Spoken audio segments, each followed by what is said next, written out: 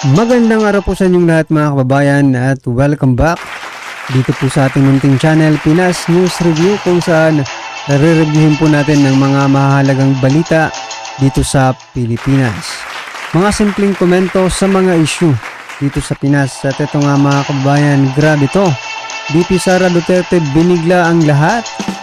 Resign na Pres Marcos if Elisa Marcos lumundag sa tuwa. Nako, yan mga kababayan ang ating alamin mula po rito kay Balitaang Bayan TV. Nasa description po ang full video link ng video ito. Subscribe na po kayo. At kung bago ka pa lang at di pa po nakapag-subscribe sa ating munting channel, please don't forget to subscribe. At i-click na rin po ang bell notification para updated po kayo sa lahat ng ina-uploads nating reaction video. At eto na nga mga kababayan, sama-sama at sabay-sabay po natin pakinggan, panoorin at bigyan ng komento ang video ito. Eto na po. June 19, 2024, Vice President Sara Z. Duterte went to Malacanang and tendered her resignation as member of the cabinet. Yun! Palakpakan, palakpakan! Nag-resign na si VP Sara, nagpunta pa ng Malacanang. Tendered her resignation as member of the cabinet, secretary of the Department of Education, and vice chairperson of the NTF-ELCAC, effective 19 July 2024. Yun na po. Yun na po. Nag-resign July 19. Ngayon, 2:21 PM, kapapasok lang nagpunta ng Malacanang. Eto na. She declined to give a reason why. Walang rason, wala pa muna. She will continue to serve as Vice President. We thank her for her service. No. Tuloy pa rin yung kanyang pagiging Vice President. Pero sa DepEd, nag-resign na siya. At sa NTF-ELCAC. Tapos ito po kapapasok lang. Si VP Sara, ang sabi, yung kanyang pag-resign ay 2 days before SONA ni Bangag. May pambira yung message mo sa akin, may bangag nangaasar na rin si VP Sara, pero alam mo, ito maganda rito ha. This is a statement. Okay? Ito ay maliwanag na statement na gising na ang agila. Okay? Kaya po para sa akin, yung sinabi ni Mayor. So ito mga kababayan, simula na ba ito? No? Simula na po ba ito ng talagang lantarang pag-oppose, no? Ni VP Sara, or lantarang sa bagay, noon ba man lantaran na eh. Yung pinapakita ng kabila sa kanya. So kung ipagpapatuloy niya pa, malaki ng kaplastikan yan. Marami po ang natutuwa dyan mga kabayan, sapagkat malaya na po, no? Ang ating VP Sara. Talagang para sa akin, opinion ko lang po ito mga kababayan, talagang dito natin makikita ngayon kung ano ba talaga ang mga gagawin. Ito kasi naisip ko kung bakit nag-resign si VP Sara. Siguro ko yung nag-trigger po dyan, yung mga ginawa nila sa Davao City, no? Yung napakaraming kasundaluhan, pulis yung pinadala doon, no? At saka yung nangyari kay Mayor Baste, at saka sa tatay niya, yung nangyayari sa kanila, yun na lang siguro yung magandang dahilan dyan eh.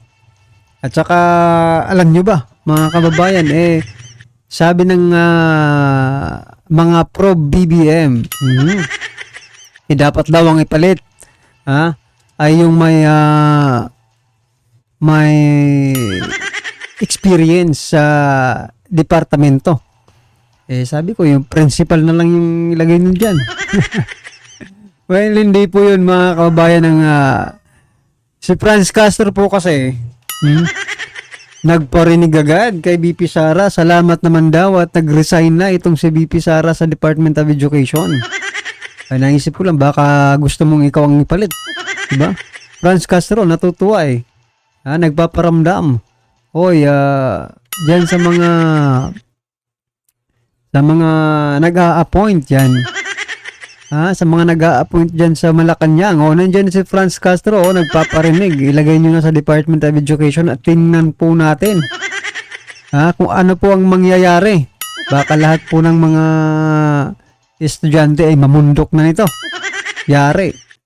Mayor Baste, patungkol kay Senator Bongo, Huwag nilang mamasamain. Okay? Ito kasi ginagamit ng mga tanso vloggers. Ha? Tingnan po natin dito. Ito ay panggising. Naaalala nyo po, matagal ko nang sinasabi, ang dami nilang pananakot kay PRRD na huhulihin ng ICC. Hindi po ako galit kay PRRD. Mahal po natin si Tatay Digong. At alam nyo naman yun, pinapatawag pa kami. Hindi po kami traidor kay Tatay Digong. And yet, sa isang banda, matutuwa nga ako kung talagang huhulihin siya ng ICC. Bakit? Magigising na si BP Sara. Magigising na ang taong bayan. Talagang eto na ang magi-spark. Kasi alam mo, kailangan na lang natin isang spark. Okay? Alam ko hindi po kayang hulihin ng ICC si Tatay Digong. Pananakot lang yun ni Trillanes. I honestly believe that. But still, kung sakaling mangyari yun, maganda yun para magsalita na si BP Sara.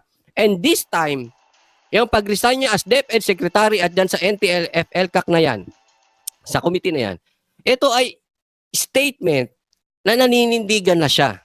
This is it. Ito po yung inaantay natin. Bakit si BP Sara? 'Di ba? Yung sinabi nga ni Bato, ni Mayor Baste, tahimik si Bongo, tahimik si Bato. Taga Davao kayo. Ako nasabi ko lang doon, si Sara din tahimik. 'Di ba? Honestly, 'di ba po si BP Sara tahimik din? Ito na.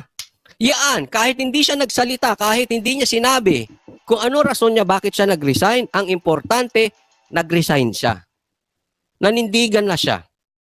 Tumayo na siya. Ito na yung inaantay nyo. Kahit mga bangag vloggers, yan ang inaantay. Kahit yung mga talso dyan, yan ang inaantay. Tayo rin naman. Gising na si Aguila. Ano kayo ngayon? Kaya ito, sundan. Tingnan po natin ito. Dapat itong maisog, masundan agad. Masundan na ito para dire-diretso na. Kailangan na natin ng mag-snowball na to. Itong pagre-resign ni BP Sara. Bato, Bongo. Yung sinasabi niyong timing, ito na yung timing. Senator Bato, Senator Bongo, it's about time. Linyahan nyo na po ito. Hindi na kayo pwede mag-stay sa gitna. Magsalita na kayo. Kasi kaya naman kayong ipanalo kung iniisip nyo lang yung election sa 2025. Dahil re-electionist kayo. Alam nyo yan. Kaya kayong ipanalo. Isa yan mga kababayan, para sa akin lang ito opinion lang po. Ano ba ang ikinakakaba, no? Ano ba yung ikinakatakot o ikinakakaba ni Senator Bato at Senator Bongo? Bakit hindi po sila sasalita, no? Patungkol po sa mga isyung ito. Nung nakilala naman sila ng taong bayan, hindi naman po sila mga politiko, di ba? Sila po ay malapit na kaibigan ni PRRD. So anong kinakakatakot nyo? Ngayon ba? Dahil kayo po ay na-elect or 'di ba na-elect, nailagay ko sa mga posisyon niyan sa panahon ni PRRD. Ngayon ba ay natatakot na kayo na mawala kayo sa posisyon? I mean, mga kababayan, hindi naman po mga politiko ang mga ito nung una. Bakit may pusong politiko na ba sa puso niyo? Ay, ba? Sa puso nila ngayon? Dahil nanalo sila? Dapat dapat wala silang kinakatakutan mga kababayan, di ba? Kasi sa the very first place, wala naman silang hindi naman talaga sila mga politiko. Di ba? Di ba? Nakilala po natin sila bilang malapit na kaibigan ni PRRD. Yun lang mga kababayan yung point ko dito. Dapat wala namang mawawala siguro sa kanila. Di ba? Ang mas makikita pa nga ng taong bayan nakarapat dapat kayo kung talagang di ba? Magsalita kayo at wag nang kung ako lang hindi mga kabayan, ang ibig kong sabihin kung talagang hindi kayo para sa mga ganyan-ganyan, di ba? Mga pagiging politiko. Sabagay, politiko na talaga tong mga to ngayon. Pero dati di naman di ba? Dapat kahit matanggal ka sa pagiging senador kung nasa tama ka, di ba? Ipaglaban mo. ng DDS ng Duterte. Pasensya na po, but this is reality. Hindi naman kayo politician ba to? Bongo, hindi naman kayo politician. Pero naging senador kayo. Ibig sabihin, hanggat buhay si Tatay Digong, hanggat may Duterte, si PRRD ay active, kaya kayong ipanalo ng DDS. Huwag kayong matakot, ipapanalo kayo ng DDS. I'm sorry to say this but this is reality. Kahit naman si Sara ang lakas ni VP Sara ay nakita Tatay Digong pa rin. I don't think mananalo si VP Sara without Tatay Digong. I'm just stating a fact. Kunwari ang apelyido ni Sara Marcos, I don't think she will win. But because her surname is Duterte, panalo. Anong punto natin? Huwag kayong matakot na hindi kayo iboto ng tao at gumigit na kayo. Kailangan nyo yung pula votes, ay ang loyalista votes. At di syempre, yung makinarya, yung pera. Kasi pag umiikot ka ng bansa, may makinarya po yan, may pera po yan. Hindi po madali yan. Senator Bato and Senator Bongo, you still have time. You still have time to redeem yourself. Meron pa. Kaya nyo yan. Kayang kayong ipanalo ng DDS, huwag kayong matakot. But this is what we hate. Yung nakagitna. Kahit ako pag nakita ko yung tao nakagitna, may punto po. Si Senator Bato ay si Mayor Baste. Yung pagpuri niya kay Risa Ontiveros, lahat po ng hirit ni Risa Ontiveros mali. Pamidya, pag grandstanding, lahat po ng sinasabi noon, talagang sablay. Ayoko style ni Risa. Pero may punto si Mayor Baste. Bakit si Risa naninindigan? Yun At least, meron siyang side. Yan ang ayoko sa tao. Ano ba yung side? Pag hindi mo na makita yung side, sabi nga sa libro, isusuka ka. Kayo ba gusto nyo ng kapeng maligamgam? Mas okay pa yung kape na mainit or malamig. Ayaw natin na maligamgam. Yung mga maligamgam na tao na yan, nakagitna yan, sigurista yan.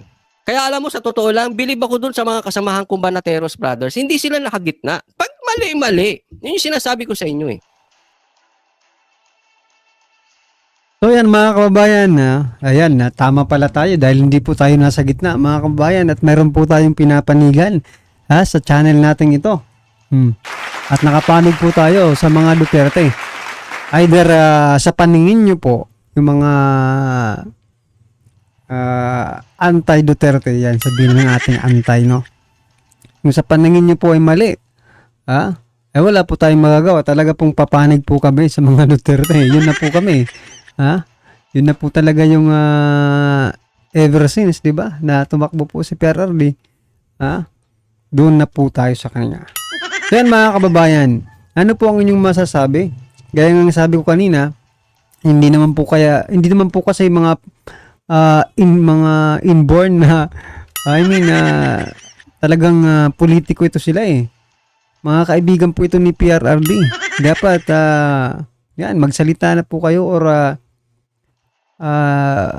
umili na po kayo ng side ninyo. Diba? Kasi parang ang lalamig nyo dyan sa Senado Dahil ba marami kayong kalaban dyan? At talo kayo sa mga buto-butuhan. Nako, wag nyo na pong intindihin yan mga kababayan, diba? Kung inaalala nyo yun naman yung eleksyon, sabi nga po ni Coach Oli, kami na po ang bahala sa inyo. Taong bayan po ang bahala sa inyo. As long as ginagawa nyo po yung trabaho ninyo, no problem po yan sa taong bayan. Eto mga kabayan, balikan po natin si VP Sara. Number 1 most trusted and approval ratings na department, no? Department of Education, number 1, nag-resign. Ang tanong, mga kababayan, bakit kaya? Sino ang may problema? Number 1 Tapos mag-resign. Tatanggapin kaya? Siyempre, tatanggapin siguro yan. Wala naman silang choice ang tanong, sino ang ipapalit? At mas effective kaya yung ipapalit? Diyan natin makikita ngayon. Mas maganda po ito dahil naunahan po ng mga magandang pamamahala, good governance. Kaya dito natin makikita kung yung ipapalit ba ay meron ding good governance or corrupt governance, di ba? O napakaganda po nito mga kababayan. Abangan po natin kung ano mangyayari sa Department of Education. Simula ngayon hanggang sa 2028. Kung ano ba, kung magkakaroon ba ng progreso or bababa rin ito tulad ng ating ekonomiya. Nako po. Yan, kabang-abang po yan mga kababayan. Talagang tingnan natin kung ano mangyayari. Kung bago ka pa lang at di pa po napag-subscribe sa ating munting channel, please don't forget to subscribe at i-click na rin po ang bell notification para updated ka po sa lahat ng ina-uploads nating reaction video. Maraming salamat po.